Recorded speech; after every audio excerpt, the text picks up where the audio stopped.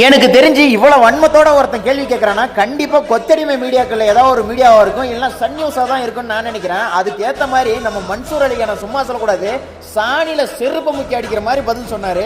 Sir Mansoor sir, அவர் 2000 ரூபாய் அவர் ரசிகர்களையும் ticket with வதைக்கிறாரு. படம் release ஆகலன்னா producers ஆகுறாங்க. அவர் பேச மாட்டேங்கிறாரு, நீங்க எல்லாம் பேசி என்ன ஆக போகுது சார்? அவர் நாளைக்கு அரசியல்வாதியை வந்து என் உடம்புல ரத்தம் ஓடுது இல்லையா? மீடியாவே மீட் பண்ண மாட்டேங்கிறாரு சார். நிமிஷம், நீங்க 2000 ரூபாய் வாங்கிக்கிட்டு அவரு சினிமா காட்டுறாருன்னு சொல்றீங்க.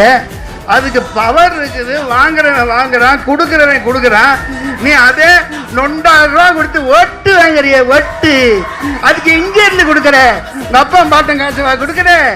5000 ரூபாய் கொடுக்குறிய ஒட்டுக்கு, கொப்பன் தாத்தா பாட்டம் காசுவா கொடுக்குற. இவன் உழைச்சு சம்பாதிக்கிறான், சம்பாதிச்சு போட்டோம்.